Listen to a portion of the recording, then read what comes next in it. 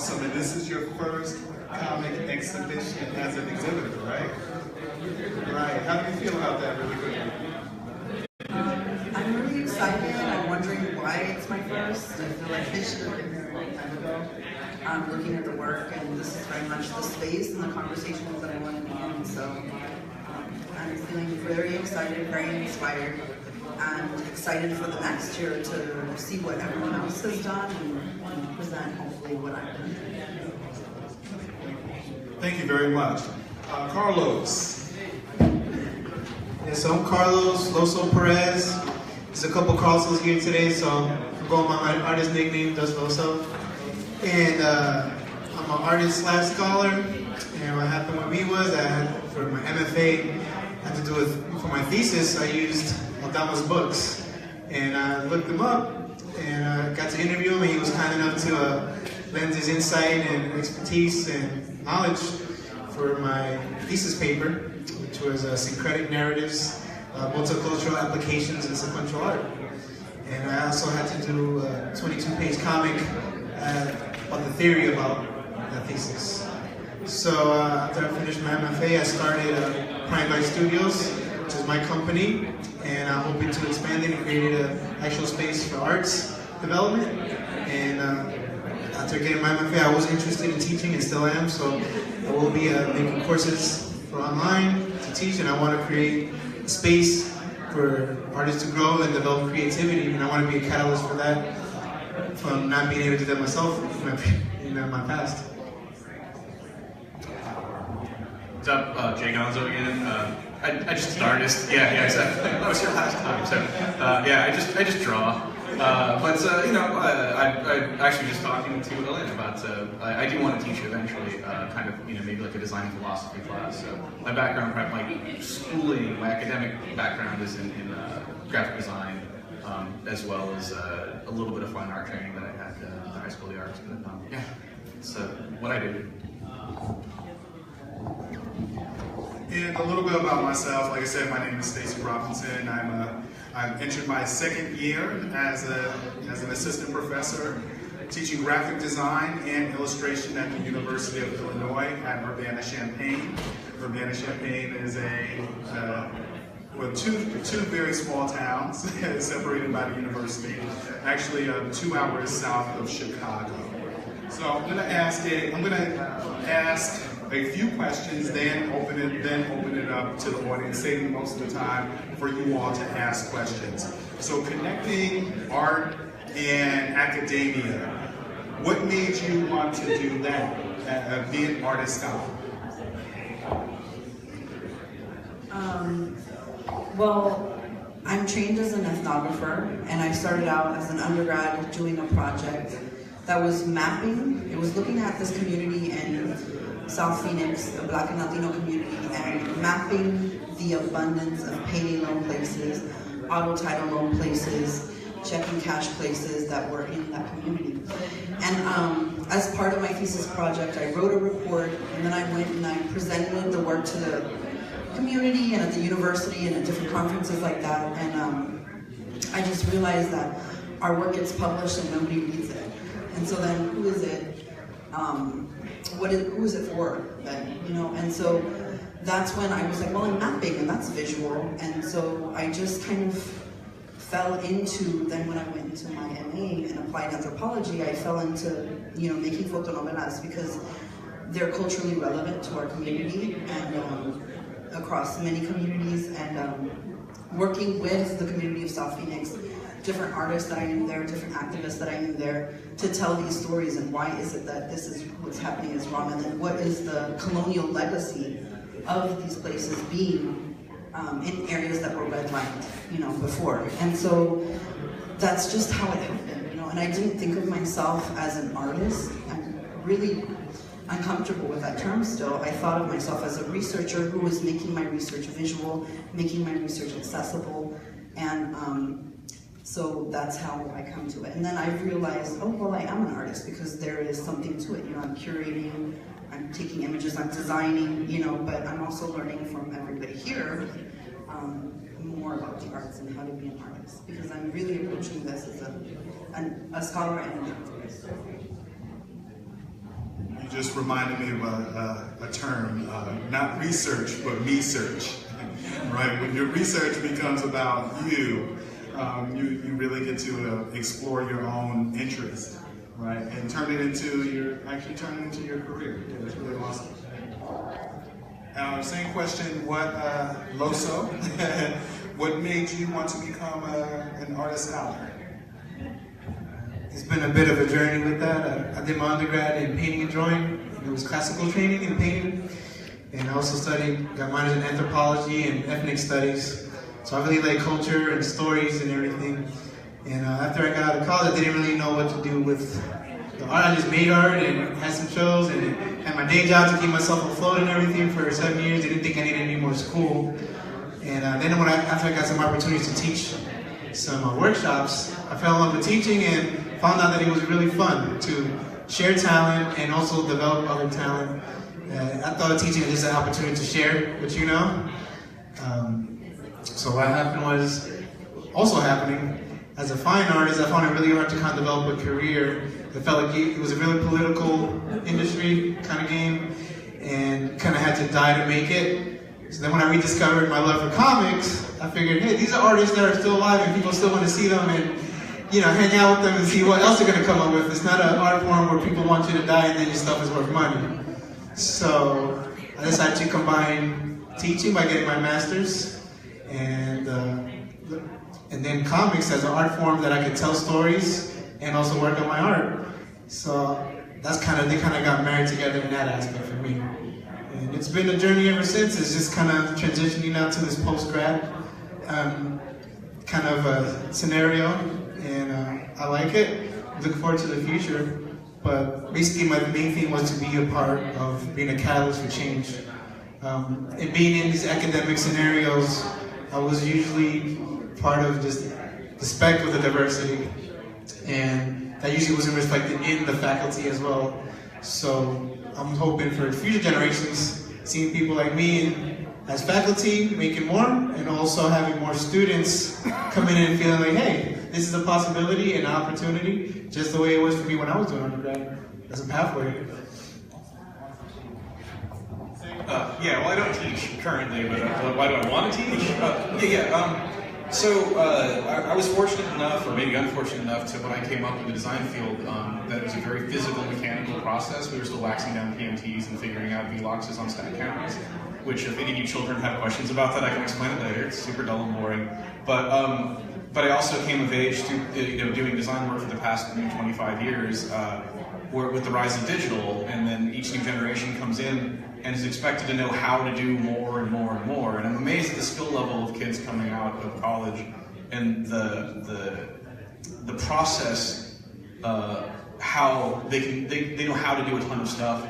They know why to do zero of it. And it was just getting really frustrating for me, like as a creative director at an agency, to explain what offset lithography was and just how the physical, like what trapping meant, what choking and bleeding and all that stuff. And then also trying to get past these kids who had done something and then reverse engineered an artist statement or a creative brief to support what their solution was. Very cart before the horse. And so I just found myself more and more educating clients and staff alike about the psychology of design, and the philosophy of design.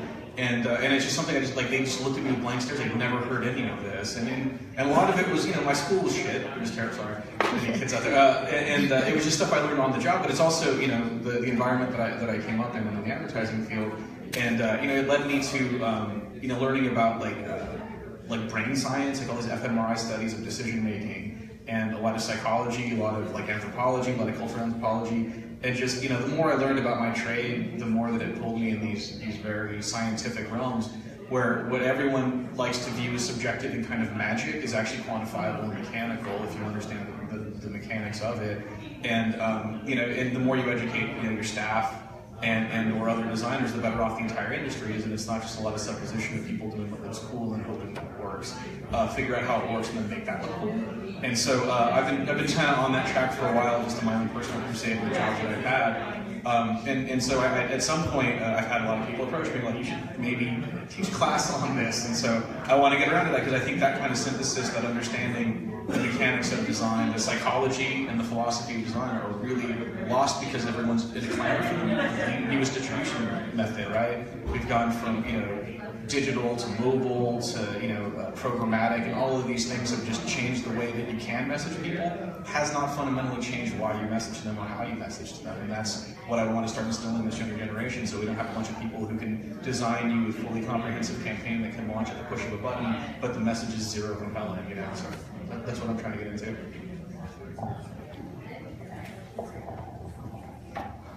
So next question, artistic process.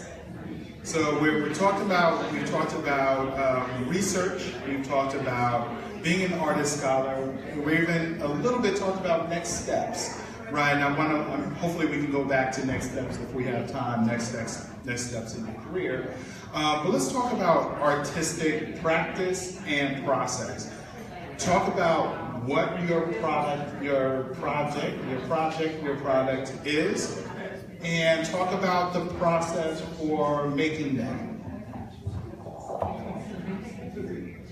So the current fotonovela that I'm working on is, it's right here, and it's a project I've been working on since 2013 with Black and Latino street vendors in Los Angeles.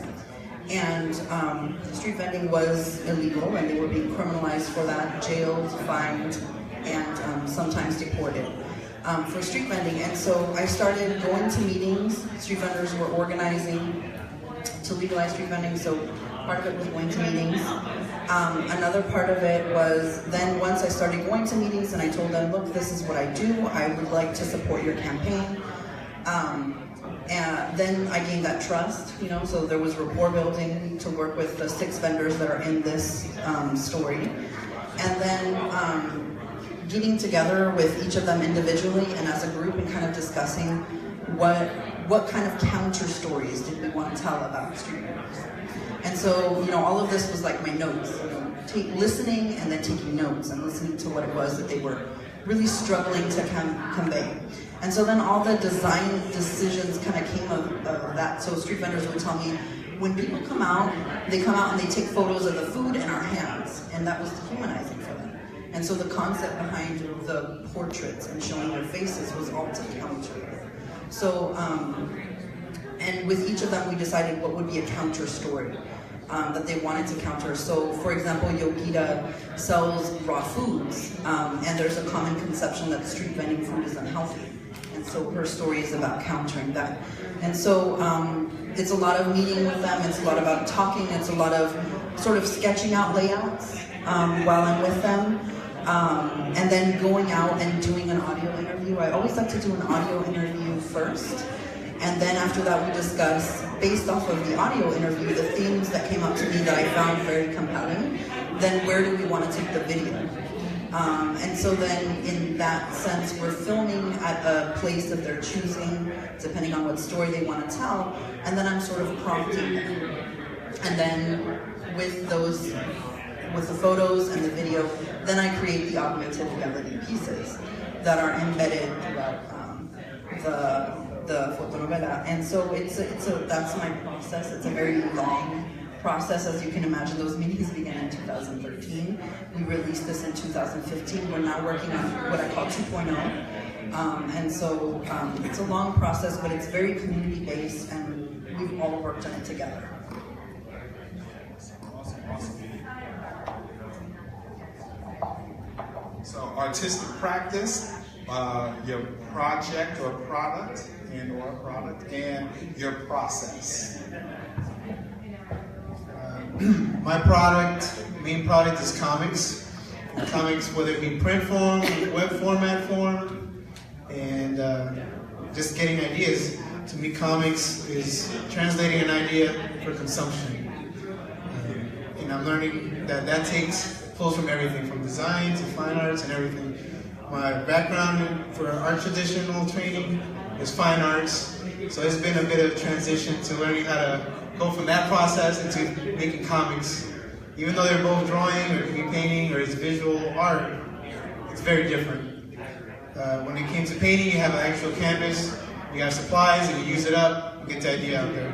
When it comes to comics, there's a different process, and everybody has to design their own recipe by the end for their own end product. That's what the first thing they told us. Everybody has a different way of doing it. You read books, they have their way of doing it. It's worked for them. So it's been a journey in developing that process. For me, it always starts with an idea. What's the concept? What are you trying to make or aiming to make, desiring to make? So it starts with thought. And from that thought, you write it down and you make a scribble from it. It could be an ugly scribble, it could be an ugly scribble on a napkin thing. Thank goodness in technology, you could draw you to something nice, you know, and take a picture of it, you know, scan it in, and build on it. So for me, it starts really rough. From the getting the idea out of my head, whether it be Post-its, nice paper, digital drawing, on an app, just getting it out of your head. From there, once you have a nice mess going on, then you take the mess and you refine it to what it's supposed to be at the end. It's going to be a 3-page comic, 3 panels, 1 page, a campaign. What the word's supposed to mean is it going to be turning into something visual, or the words going to, and how the words are going to look. So, how is the story? What's the message? So, I'm at a point for the process where I go from idea to the end product. Is it going to be digital or print? The digital is like the master copy that I can use to manipulate for making the print, and that's the master file. And everything in between that is just process. Sometimes you can get it done quick. Sometimes it takes a year, months. Sometimes you just, you know, if I have a story, I want to make sure that the characters are well written out to a certain degree, and I have a strong concept that will give you the stamina to get to the end result. Because you can start with great ideas. You want to make a 100-page graphic novel. Got no pages done. It's been 2 years. So I definitely focus on something that you can copyright. Get at least a title, a concept idea of a plot, get some scenes where the characters are interacting or engaging in something, and then build from that. And that's how I work. And think about what the look is going to be. I learned that from Cal Baker's book, How to Draw Stupid. Don't be fooled by the title. It's a really impressive book that helped me in a lot of scenarios on how to think about what a cartoon should be, it could be, and what it's supposed to do. Some people get married to styles, but style and surface should be the end result for what the message and what's the context of the story. So you'll see some of my stuff will look a little bit more rugged. I have a story that takes place in a jungle during pre-Columbian times. You know, I have futuristic stories, you know, they're sci-fi, so those are going to look more cleaner, more sci-fi looking, right? Different kind of effects on there, different kind of lighting. My current story, the Salem City Funk, has a painterly style, so I want it to be my most original and most steady style. So it has like the painterly aspects kind of leaking through from my, you know, from my training, digital painting, and then also kind of transitioning into how I used to storytelling aspects. So some people appreciate it as like, oh, this is kind of like fine art. You know, you see like the brush strokes. Other people that are used to just reading comics strictly is like, this isn't so graphical. So it's kind of, they might be intrigued, or they might see it as a flaw. So in that aspect, that's how my process goes. Well, I do a bunch of stuff. So I do graphic design, I do a comic book, and I tattoo, right? But I think in each of the cases, the commonalities are, as I like what Rose was saying, I do a consumable product, right? So the difference between art and design is that design is solving a problem to some degree. So in each case, I try to clearly define what the problem is. You know, in advertising and graphic design, the question is like, what am I really selling? Like, what are you really selling here? And then with the comic books, like, what am I really saying here, right? So once you get the brand promise, then everything, you know, supports that. Once you get the overall, you know, kind of thesis to my comic, then everything supports that. And with the tattoo, even, it's like, what is it they want here on an emotional level and not on an execution level? Because like you were saying, style is just, you know, isn't the substance, right? If you can nail down what the substance is, then the style will follow suit. And so I try to do everything I can to kind of clearly define what the problem is, like what it is we're really selling. And once I'm clear on that, then I can craft a brand promise and a creative brief that supports that. When it comes to design, I can start sketching stuff when it comes to a tattoo. I can start writing when it comes to my comic book. And then the rest is just dumb process stuff that I do, where it's like, comic books, pencil, ink, whatever. Colors, letters, computer stuff. The tattoo is line drawing, stencil, start tattooing it on somebody. The advertising is just sit down. But the thing that whatever your process is your process. I think a clear understanding of what the objective is paramount, right? Because you're never going to hit a target that you're not aiming for. The second thing is that I feel that the difference between a professional artist and an amateur is that a professional doesn't wait for inspiration to start the process. They start the process and know the inspiration will come, right? Because if you wait until you're inspired, you're never going to get anything done, right? If I'm a writer and I'm sitting on my couch waiting for inspiration, it's probably not going to show up. But if I sit down and start moving my fingers on the keyboard, even if I'm writing nothing that's going to see the light of day, just the physical process of doing that gets me in the mindset of, oh, I'm writing. And that writing part of my brain kicks in. The same with drawing. If I just start putting the pencil to paper and start moving it around, even if I'm doodling like Garfield or something that's like not mine, that's not going to see print, my brain goes, oh, he's drawing today. Where are the drawing ideas? Let's get into those. And I feel that too many people, especially these kind of younger designers and stuff, are just waiting for that perfect moment to strike them to sit down, and that's why comics come out, years at a time or whatever, or never happen. Most 90% of the job is just showing up, right? So the first step in writing is butt meat seat, right? So once you understand what the problem is, just start chipping away at it, and understand that a good chunk of it is going to be crap, and be okay with that, So, and I'm okay with that. And sometimes when I don't have the idea, I'm like, let me just come up with the dumbest idea. If I can't figure out what this page needs to be, let me draw the dumbest version of some artist I hate. Like in my head, I think, what if, some artist I hate drew this, right? So I start figuring out the mechanics of what it is on how they make their drawings the way that I don't like them, and something in doing that might unleash something else. And I do, even I was talking about doing stand-up earlier, like I couldn't think of a good joke sometimes, and I'm like, what's the most hackneyed joke I can do here? What's the most hack thing? And you start writing those down, and eventually your brain gets that all out of the way and clears it up for the good stuff. So yeah, I can't stress enough, just starting the process and the inspiration will show up. Don't wait for the inspiration.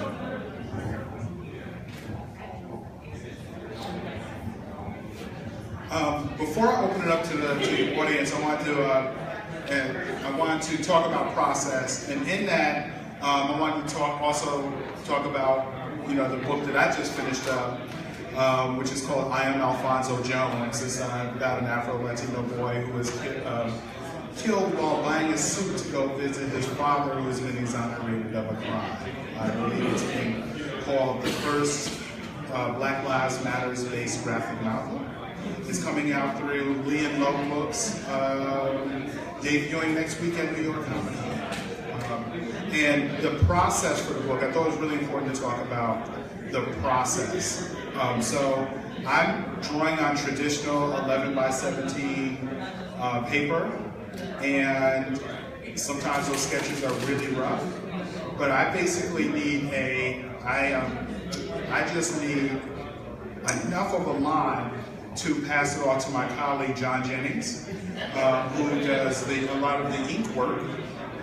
And then from that point, so I even use, because I don't have an 11 by 17 scanner all the time, I actually use my phone to take a picture of it, a quality picture of it, that can be sent via text sometimes to John, and he can digitally ink it. So the programs that we're using to ink are Photoshop, but we actually just started using the iPad Pro, and the iPad Pro has a really inexpensive app called Procreate.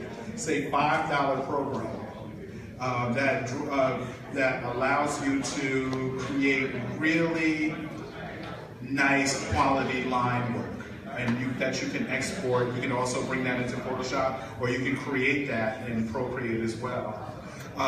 Damien, say hi, Damien. Yeah, we all know Damien, right? He's just here. Damien is actually the letterer for this book as well. So if you want to come to our table later, I only have one. So you can see a lot of the process in this book. I'd be happy to talk with you all about process. And the reason why that's important to me is because I think it's really easy to make comic books. You can actually create comic books on your phone now, and you couldn't do that just years ago. So that's why I brought up the question about process, not go into further detail, but I actually wanted to open it, kind of end this question and this Q&A portion, open up to the audience. Anybody have any questions for our artist scholars? Any comments, questions, or anything? If not, we can keep going. We can totally keep going.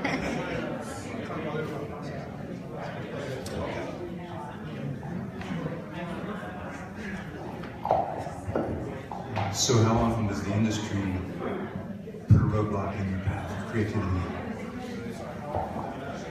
Put a roadblock in the path of your creativity with some kind of rule set or technique demand or production value demand or something like that, or an audience demand. I'll answer that really quickly and pass the mic in every direction. The industry, or the mainstream industry, usually that's what that term refers to, doesn't actually block my process. I actually do the types of projects that I want to do, and I've been very fortunate in that. Because I'm an art professor, and I don't teach because I can't do this. I actually always wanted to teach. So because I think I do both well, I can actually pick my projects. I'm in a very unique position. I'm not really looking for that mainstream or industry job. I'm actually looking to create products that actually challenge our systems. So in that, I've been very, very fortunate to be able to do the types of projects that I want to do. For me, I'm not actually in the industry or pursuing that. I'm mainly coming at this as a community-based, research project. And so when we're working on events for this, it's at local bookstores, high schools, town halls, events like that, or on campus. I don't sell these, they're free, it's part of the campaign, and it's my labor that's to support legalizing street vending. So I haven't had any roadblocks, and I'm in a similar situation where I'm choosing my projects, and I'm choosing who I want to co-create with each time. So when I've worked on, immigration, projects of immigration, projects of auto title loans and issues like that, it was always a project I wanted to work on, and there was, other co-conspirators there to work with me. So I haven't really experienced roadblocks, but I'm in a different, situation.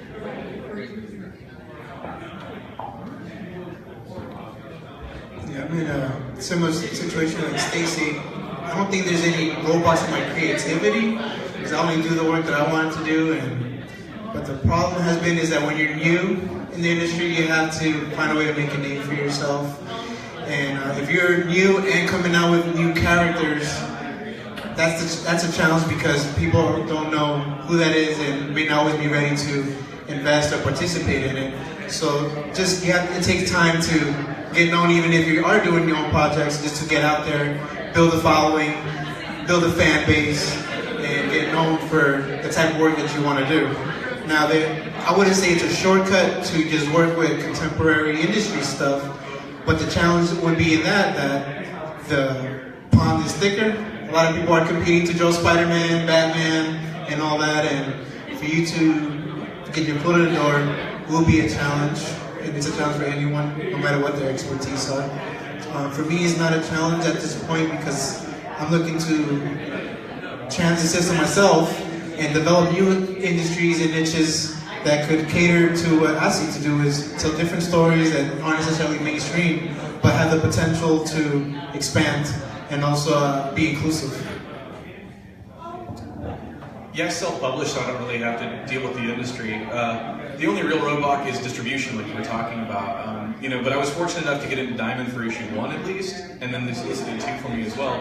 So I got a little bit of evolution. They actually got certified cool without having to buy any advertising in Diamond. So they did everything they could to support me, which got me a good initial fan base. But it also kind of did me a favor by not being in there, because having to go out and connect with people and hand sell stuff, now you know your fan base is solid. Like, it's not just flash in the pan, like, oh, this was the new hotness, that was a new #1 in my comic shop, so I picked it up. those are artificial numbers. The people who come back for 2 and 3 that have met you at a con and heard your story and know you personally are real fans. And so if you grow those numbers, they're not fickle, they're not going anywhere. So it's become cool. You know, the other big, I guess, roadblock is just the way the industry works now as far as printing goes. Like, because of the kind of book that I want to put out, which is on uncoated paper, because I want it to look and feel and smell like an old comic.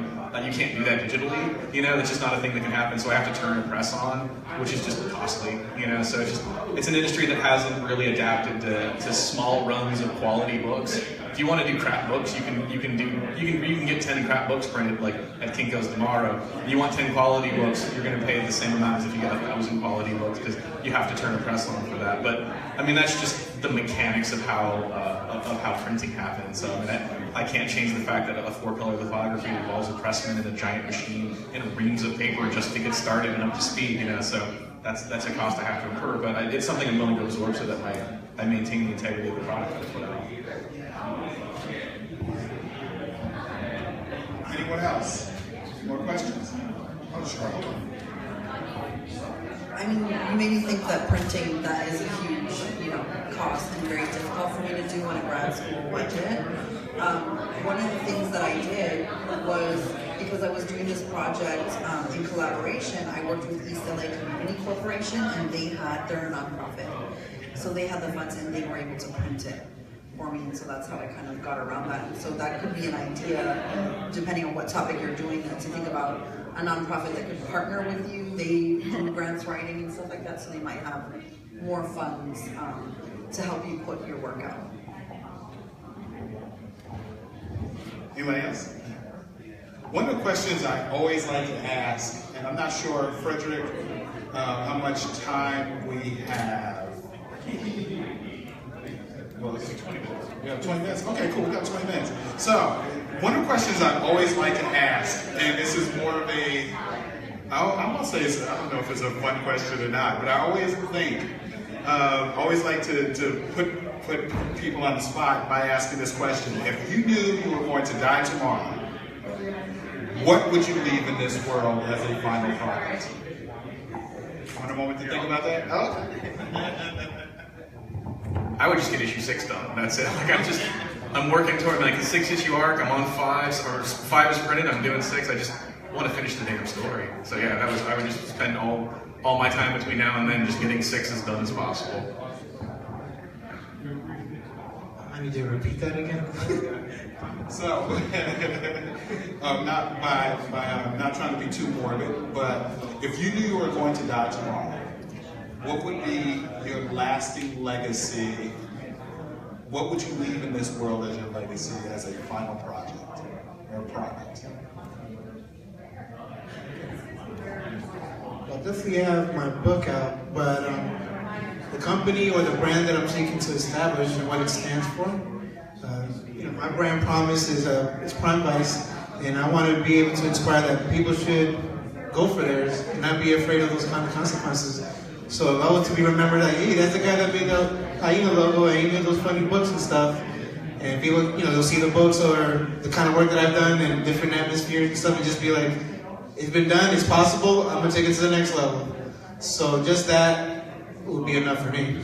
I would like to get as much work as I can done, but who knows? If you only got 24 hours, you can only get somewhere done.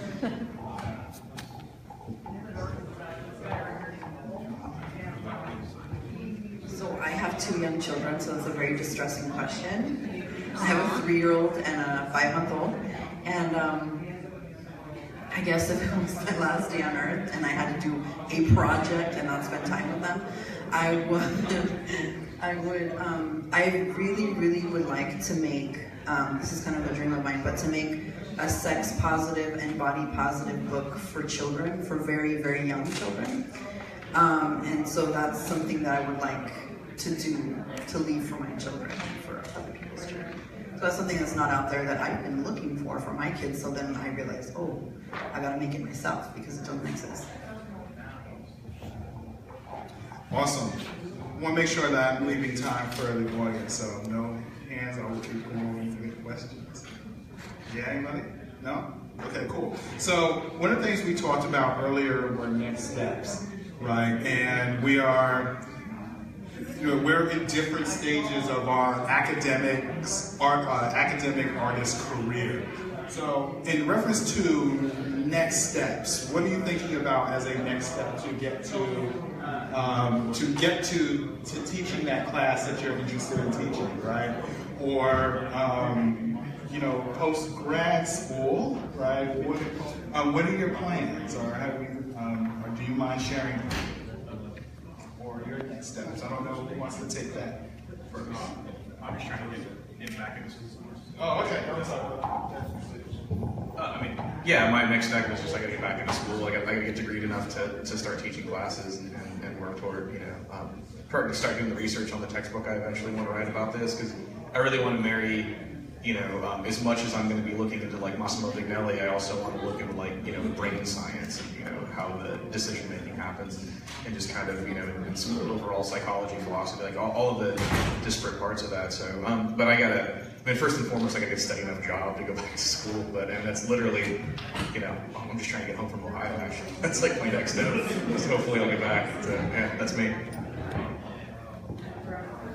Well, I got the school portion done, but I need to make some kind of an impact in industry-wise, because these days I've met a lot of people, or you meet people that they want to learn everything on YouTube. They're like, what am I going to pay all this money to get a degree? What's that going to do for me?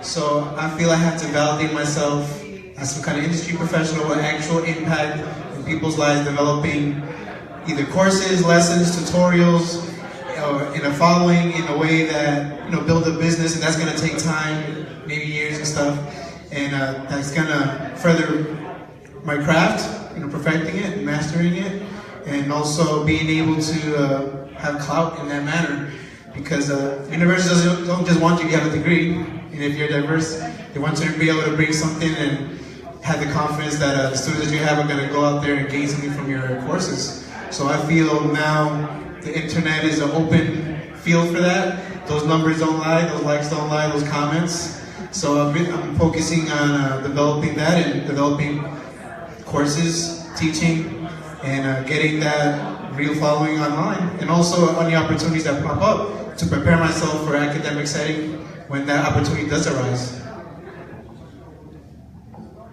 So I wanted to ask a question about collaboration. I have a friend of mine who I quote him a lot in reference to collaboration, and he says that collaboration can be a dream killer. The idea of collaborating with someone means that you have to rely on someone and you have to trust someone to actually help you create a final product of some sort. And I actually wanted to ask a question of the panelists here about dream collaborations. Who would you be interested in collaborating with, and why? Now, going back to that idea of collaboration can be a dream killer, no, it can also be a dream maker as well. I don't want to end on that negative note, but there's something to relying on someone to help you fulfill a dream. Fortunately, I have really awesome collaborators in Damien and John who most of the time are waiting on me, So I'm actually in a more awkward position, I guess. But dream collaborations and why? Who, what, when, why, and how?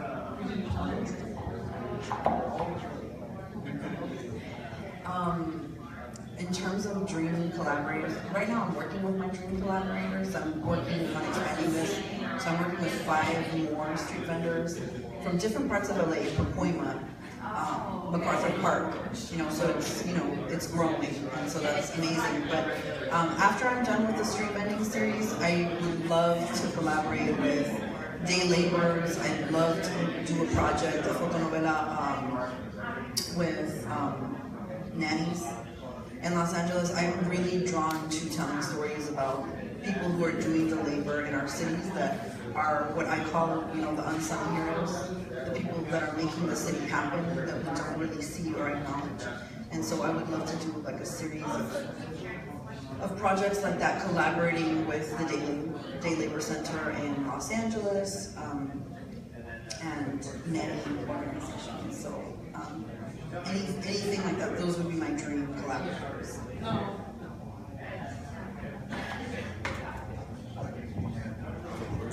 I think collaboration. I'm more of a teamwork makes the dream work. Many hands make the work light kind of guy. So for me, it's been seeking those teammates, allies, collaborators, partners to make things happen. I like being part of something bigger than yourself and being a participant contributor to that. For me, that's what kind of got me to being a comics artist slash scholar. Like, well, I want to make the stories that aren't out there, and I also want to be a guy that writes books about this kind of stuff. I kind of initiated that myself through my graduate work, and I feel I've had some collaboration in coming here to SoulCon, meeting Professor Aldama and how he's been able to welcome me into this scenario. I didn't know about SoulCon until this past year. This is my first time. I do look forward to coming back again and continue to be part of expanding the SoulCon mission, and hopefully it can continue to expand and grow to more things.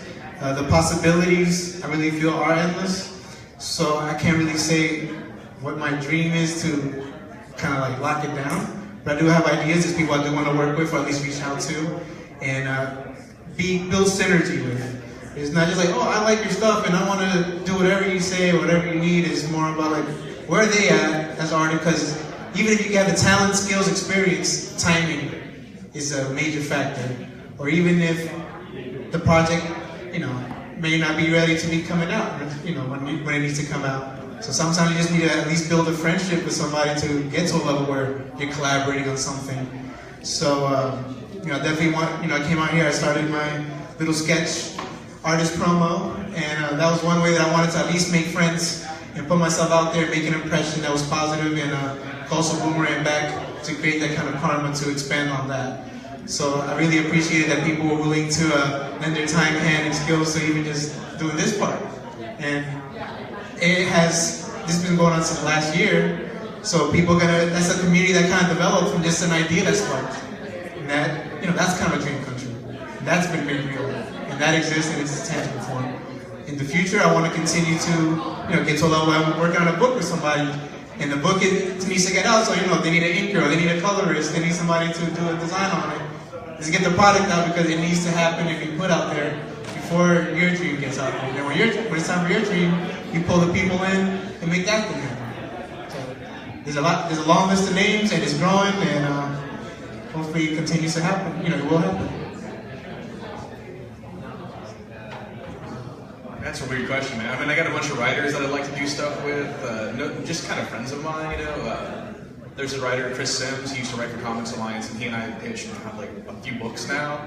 And they're always just the funnest, dumbest ideas, and I would like just some editor to say yes to one of those, we had a really cool Batman pitch that was liked, but then Mark's left the Batman office, and it's that I think everything that he was championing just got shit canned when he left, so that unfortunately died. But I got a bunch of, it's just the ideas that I want to do, and mostly with just friends of mine, and they're always just goofy, fun comics. That's kind of all I want to do.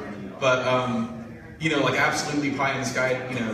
I'd love to either work with John Romita on something Spider-Man, or who's still around, or even Steve Ditko on something Spider-Man. I mean, Spider-Man's the reason I got into comics, and just in any capacity. Even if I was just coloring something Romita drew, or penciling and inking something that Ditko wrote.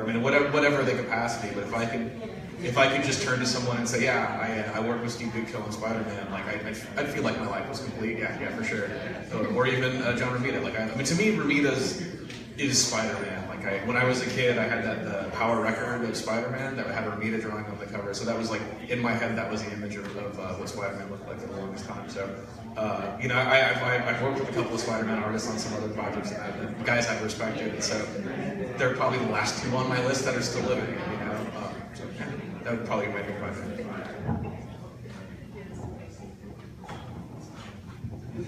Earlier, shouts out to Yuko Smith, who's in the building now. so Yuko's coming over, man. It came up earlier that the academic institution, the academy, is not always supportive or understanding of comic art.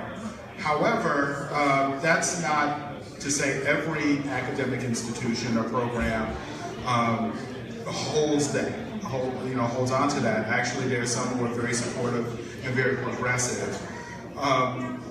what would you like to see happen more in the Academy in reference to comics and in support, I guess, supporting that type of research? So, for me, because I'm working mainly with social scientists, so in talking about this work, the fotonovela, they could not understand this unless they were saying that this was my giveaway. So like my reciprocity, you know, so that I was giving this away, a way to disseminate my research findings. And for me, I was like, no, this is rigorous. This is a research process. This is something that has research in it. The text from this is coming from audio interviews. It is exactly like what you're doing and what you're publishing, except for that it's visual. That's the only difference. You know, and so the hardest thing is to really make a case for that this is real research, that it's rigorous, that it's the research methodology that can stand up against any book or article that you put up there. You know, and so that's been the biggest challenge for me. And so I think that academia, especially right now, everything's going interdisciplinary. So everything, the visual is like the new thing, but I don't feel that they're willing to put their money behind it, even though it's very attractive and they want to have panels from time to time. I would like to see, you know, a department, you know, that is willing to really have like a comics program, you know, a real program, conferences, you know. I just feel like whenever I'm doing this stuff, I'm having to do it, I'm doing it out in the community more than in the institution, so it'd be great to have that interplay. So that's the big challenge that we face, that I'm really, and part of it was I had to publish, and I had to publish and say this is a research methodology and this is how it works, and it's a process. And that was part of it, was like having to speak in their language and do it in their way. And how many people have read that journal article? Probably 3. But I had to do it because it was making a case for how this is written.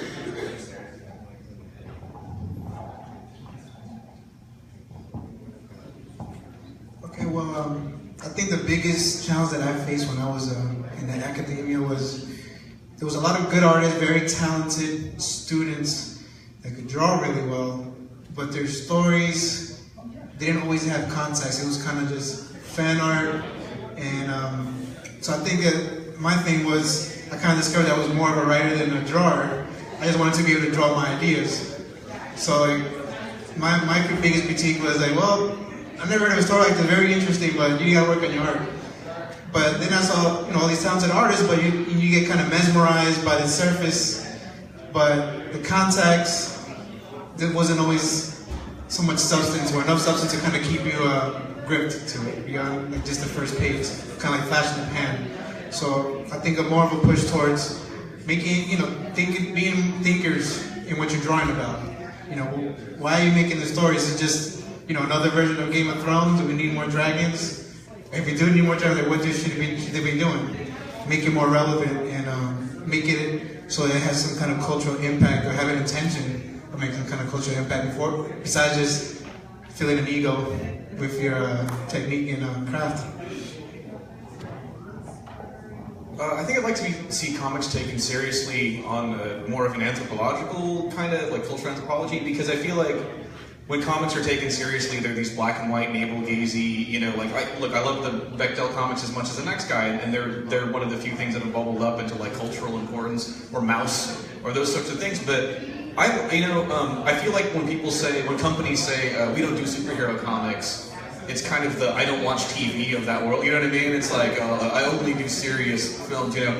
But you look at something like, Alfred Hitchcock movies were considered just popcorn entertainment back in the day, and then suddenly, you know, like in the late 70s, early 80s, people look back and like, no, this is masterful storytelling, we should analyze this. And I feel like, you know, we can look back on, you know, we should look at superheroes comics as modern mythology, and they should be taken seriously in that way, and the cultural impact of the idea of Superman. And I've seen a lot of like, you know, haymaid over, you know, the Jewishness of Superman and those sorts of like, you know, he's morphed from the immigrants make good story to this kind of how we view ourselves as a world power, to now this, you know, this new commentary on, you know, he's becoming a proxy for America or what have you. But there's also, you know, plenty of other comic books that are superhero comics that do have a lot to say. Like no one's really,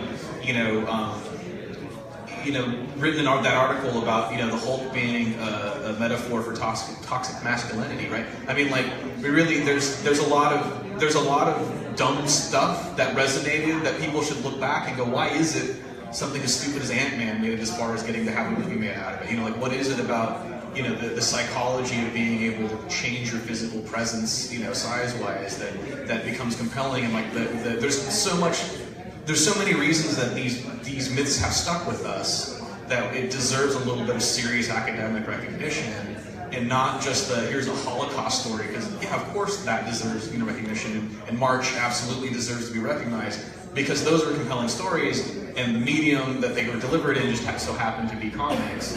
They both could have easily been books, but they also were very well done comics. I shouldn't, but I still think that there's something to be said for like why the Defenders had a several hundred issue run back in the 70s. What was it about 70s America that made Silver Surfer, the Hulk, Doctor Strange, and Hellcat a compelling team? Like why did that work? Why does Power Man and Iron Fist work? Why was that a thing that was like cool in the 70s? Like what's the psychology of that? In the same way that people are going back to blaxploitation movies and looking at like what we thought was kind of junk, we can see like, oh, that there's a reason it was successful and culturally relevant to a certain community. It's a reason we can go back to John Carpenter movies and like look at the beauty of how the Thing is shot. It's like these things that academics tend to scoff at that eventually become touted as genius after the fact. I think that comics is totally due for that, and not just the serious comic work, but the dumb stuff that has lasted this long. Why is the notion of with great power comes great responsibility so compelling to so many people, right? Why has Spider-Man persisted since the 60s? There's got to be a reason for that, and I think it deserves investigation, and I think that academia needs to stop bifurcating comics from, serious to dumb, and just realize that this modern mythology, a guy turning green and giant is just as compelling to the people of this day and age as a guy who's half god wrestling a lion. You know what I mean? Like there's reasons that myth resonate. They're the lies that reveal the truth about who we are as a people. And I think the more that we stop saying this is because they have capes and cowls, they're dumb, and because it's guys in plain clothes and bad hairlines, we should pay attention to it. Like we should really investigate all of it. So that's what I'm looking for. I was gonna say, I was just gonna say just a second that it's just that sequential art comics has just always been a struggling medium, kind of between literature, art, and films. So it not being taken seriously since the jump, it's always kind of had to fight to assert itself, and it's always asserted itself in like the most awkward places. Like first comic artists were illustrators that were trying to get into illustrating advertising, but they were like, well, I'll just do comics in the meantime until I get in there. But then when you see these cultural pop impacts, then it's like, wait a minute, where did that come from? And they draw back to the comic. Films, all this explosion with superhero movies, like where's it coming from? Like, oh, people made these these characters 60, 80 plus years ago. Like Spider-Man, oh, Batman's been around for a long time. And Batman was drawn from like Zorro and like detectives, and just the struggle that sequential art has as a medium itself is like, I think what makes it so hard for it to kind of be acknowledged in that level. Really just in America, though. Yeah, in America, yeah. In Europe and in Japan, it's sorry, my point was that just in America, for whatever reason, we've decided to poo-poo it. But like Europe, in France especially, have like whole institutions devoted to this, and as does Japan and a lot of like Eastern countries. It's just America that decided that it was kid stuff. Maybe because there's cartoons made out of it. And America, for whatever reason, has decided that cartoons, for the most part, are the realm of children and not to be taken seriously. But I think even if they were just for kids, we can, why was Mickey Mouse compelling? We can, I'm sure there's the thesis like that.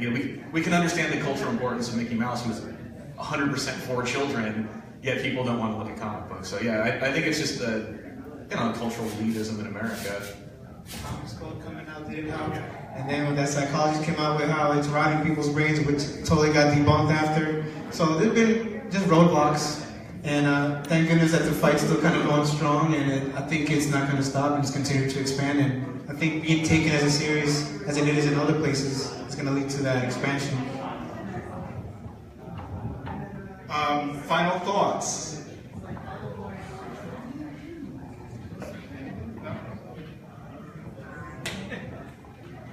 Final thoughts or concluding remarks, I guess, would be, I'm excited by what I've learned here. I went to the workshop earlier on how to make a comic, and I mean, I feel like it's really going to push the second one in terms of just being a little bit more free with the way that I'm designing things, doing things a little bit differently.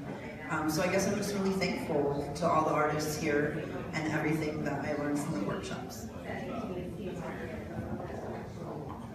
Yeah, I just want to say thank you for coming out here to SoulCon, having us, and I've been learning a lot, and it's just so great to kind of explore this space and connect with others that are in that similar frequency, and I just look forward to growing, and hopefully also this platform is existing, continues to expand and grow, and having more people up here and continue the conversation, and I look forward to making new friends as well, and collaborating, connecting with others. I want to say thank you. I'm grateful for that. I think my last rant was kind of my final thought. You know, just overall, just because it's dumb doesn't mean it doesn't have value and shouldn't be explored. You know, like, and just get over yourself, man. Enjoy comics. Like, they're here for everyone, and enjoy it on whatever level you want. But don't think because it's shallow that there isn't some value there.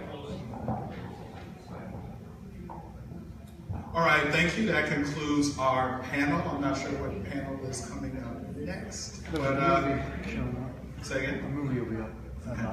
Thank you.